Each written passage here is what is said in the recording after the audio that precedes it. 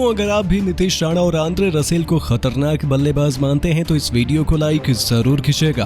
दोस्तों सुनील नारायण की फिरकी के बाद विजय शंकर और सुदर्शन के हरफनमौला प्रदर्शन ने मुकाबले में जारी किया महासंग्राम। जी हां दोस्तों, गुजरात और कोलकाता के बीच हाई वोल्टेज महामुकाबला खेला गया। इस मुकाबले में सुनील नारायण की फिरकी के साथ विजय शंकर की विस्फोटक बल्लेबाजी ने मुकाबले को कई बार अपनी तरफ पलटा, तो वहीं नीतीश राणा और रसल ने विस्फोटक बल्लेबाजी करते हुए मुकाबले में चार चांद लगाते हुए रोमांच की सारी हदें पार कर दी। तो आखिरकार कैसे दोनों टीमों के बीच इतिहास का सबसे बड़ा रोमांचक मुकाबला खेला गया, ये तो हम आपको बताएंगे ही साथ इस रोमांचक मुकाबले की पूरी हाईलाइट का वीडियो भी हम आपको दिखाने वाले हैं। तो वीडियो को एंड तक जरूर देखिएगा। लेकिन उससे पहले आपको क्या लगता है, विजय शंकर, हार्दिक पांड्या और आंद्रे रसेल में कौन बेहतरीन ऑलराउंडर है? हमें अपने जवाब कमेंट में जरूर बताइए। दोस्तों आईपीएल 2023 का 13वां मुकाबला गुजरात और कोलकाता की 10 टीमों के बीच अहमदाबाद के मैदान पर खेला गया, जहां पर इस मुकाबले में कप्तान हार्दिक पांड्या की गैर मौजूदगी में राशिद खान को टीम की कप्तानी सौंपी गई। जहां पर गुजरात की कप्तानी करते हुए राशिद खान ने टॉस जीतकर पहले बल्लेबाजी करने का फैसला किया और गेंदबाजी करने के लिए कोलकाता की टीम को आमंत्रित किया। इस दौरान गुजरात की टीम मात्र एक बदलाव के साथ मैदान पर आई, तो दूसरी तरफ कोलकाता की टीम तो बदलाव के साथ मैदान पे आई थी। और इस दौरान गुजरात की तरफ से पारी की शुरुआत विस्फोटक बल्लेबाज रिद्धिमान साहा और शुभमन गिल ने की, तो दूसरी तरफ से कोलकाता की तरफ से गेंदबाजी की शुरुआत उमेश यादव ने की, जहां पर उन्होंने पहले ओवर में मात्र 4 रन देते हुए सभी को अपना फैन बना लिया। जहां पर रिद्धिमान साहा और शुभमन गिल बड़े आसानी से टीम को संभालने का काम कर रहे थे। उन्होंने टीम को संभालते हुए एक महत्वपूर्ण और संभलती हुई शुरुआत दी। लेकिन इसी बीच 5वें ओवर में 33 रन के स्कोर पर सुनील नारायण ने गुजरात को पहला झटका दे दिया, जहां पर सुनील नारायण ने जबरदस्त फिरकी गेंदबाजी में रिद्धिमान साहा को फंसाया और साहा को जगदीशन के हाथों शानदार कैच के चलते आउट करा दिया। और इस दौरान रिद्धिमान साहा ने 17 गेंदों पर 3 चौके की मदद से 17 रनों की पारी खेली,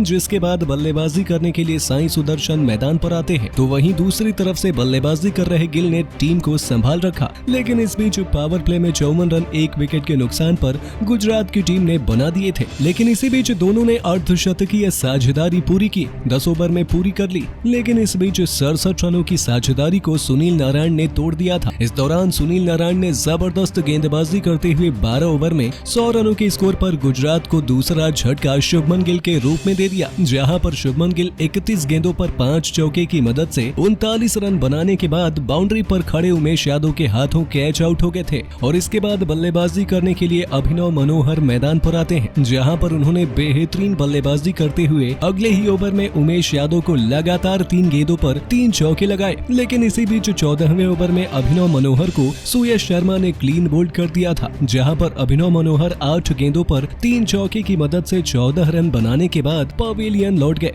जिसके बाद बल्लेबाजी करने के लिए विजय शंकर मैदान पर आते हैं और इसी बीच सुदर्शन ने अच्छी बल्लेबाजी करते हुए लगातार दूसरे मुकाबले में अर्धशतक लगा दिया, जहां पर 17 ओवर में 34 गेंदों का सामना करते हुए सुदर्शन ने अपना अर्धशतक पूरा किया। और इसी बीच 18वें ओवर में सुनील नारायण ने जबरदस्त गेंदबाजी करते हुए सुदर्शन को अपनी फिरकी में फंसाया और 38 गेंदों पर 3 चौके और 2 छक्के की मदद से 53 रन बनाने के बाद अनुकूल रॉय के हाथों अपना कैच दे दिया। जिसके बाद बल्लेबाजी करने के लिए डेविड मिलर मैदान पर आते हैं। हालांकि 153 रन के स्कोर पर 4 विकेट गिर जाने के बाद विजय शंकर ने अपना विकराल रूप धारण कर लिया था, जहां पर शंकर ने अंतिम 2 ओवर में विस्फोटक अंदाज में बल्लेबाजी करते हुए 45 रन बटोरे, जहां पर पारी के 19वें ओवर में लॉकी फर्ग्यूसन को निशाना बनाते हुए 25 रन और अंतिम ओवर में शार्दुल ठाकुर को निशाना बनाते हुए लगातार 3 छक्के की मदद से 20 रन जड़ दिए, जिसके दम पर बेहतरीन बल्लेबाजी करते हुए गुजरात की टीम ने 204 रन 4 विकेट के नुकसान पर बना दिए थे। और इस दौरान डेविड मिलर 3 गेंदों पर 2 रन और विजय शंकर 24 गेंदों पर 4 चौके और 5 छक्के की मदद से 263 के स्ट्राइक रेट से 63 रन बनाकर नाबाद थे।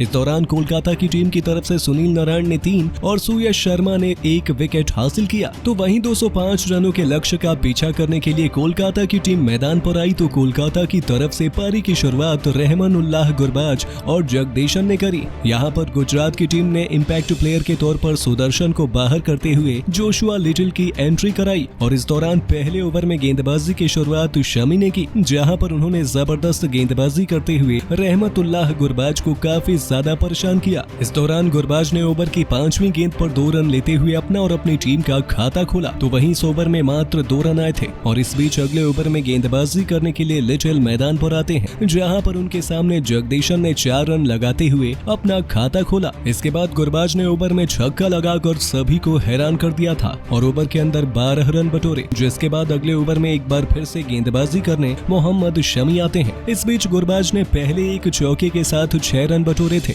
लेकिन इस बीच मोहम्मद शमी ने वापसी करते हुए सभी को हैरान किया, जहां पर शमी ने गुरबाज को यश दयाल के हाथों कैच आउट करा दिया और इस बीच गुरबाज ने 12 गेंदों पर एक चौके और एक छक्के की मदद से 15 रन बनाने के बाद यश दयाल के हाथों अपना विकेट दे दिए, जिसके बाद बल्लेबाजी करने के लिए इम्पैक्ट प्लेयर सुयश शर्मा की जगह वेंकटेश्वर की एंट्री होती है और वेंकटेश ने दूसरी ही गेंद पर अपना खाता छक्का लगाकर खोला। लेकिन इस बीच ओवर में गेंदबाजी करने के लिए आए लिटिल ने बल्लेबाज जगदीशन को अपनी रफ्तार में फंसा दिया और ओवर में 2 रन देते हुए अभिनव मनोहर के हाथों कैच आउट करा दिया और इस दौरान जगदीशन 8 गेंदों पर एक चौके की मदद से 6 रन बनाने के बाद अभिनव मनोहर के हाथों कैच आउट हो गए, जिसके बाद बल्लेबाजी करने के लिए नीतीश राणा मैदान पर आते हैं। तो वहीं नीतीश राणा और वेंकटेश ने मिलकर टीम को संभाला और पावर प्ले की समाप्ति तक 45 रन 2 विकेट के नुकसान पर बना चुके हैं और जिस अंदाज से प्रदर्शन देखने को मिल रहा है उसे देखकर लग रहा था कि मुकाबला काफी रोमांचक हो सकता है।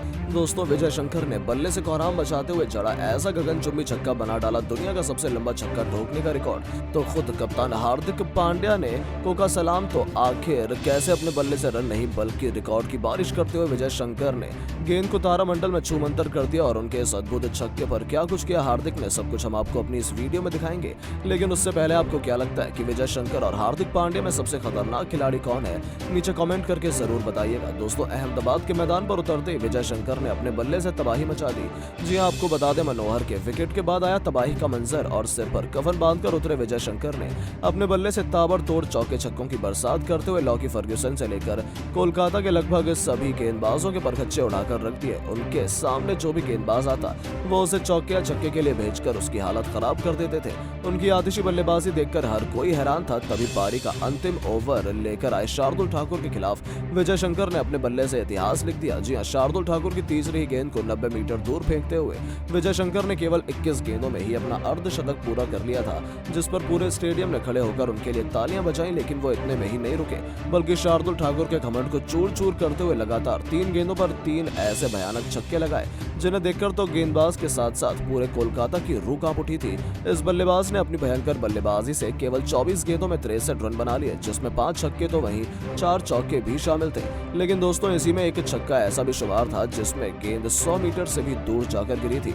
उनका ये मॉन्स्टर छक्का देखकर गेंदबाज के साथ साथ पूरा स्टेडियम दंग रह गया था। किसी को भी अपनी आंखों पर भरोसा नहीं हो रहा था, क्योंकि उन्होंने दुनिया का सबसे लंबा छक्का ठोक अहमदाबाद के स्टेडियम को दहला दिया था। उनके इस कारनामे पर हार्दिक पांड्या भी हैरान थे, यहाँ तक कि वो विजय शंकर की तूफानी बल्लेबाजी पर हैरान भी नजरों से तालियां बजाते हुए नजर आए। दोस्तों, कोलकाता की टीम के खिलाफ विजय शंकर ने धोनी के अंदाज में बैक टू बैक चौके छक्के जड़कर सबको हिला कर रख दिया।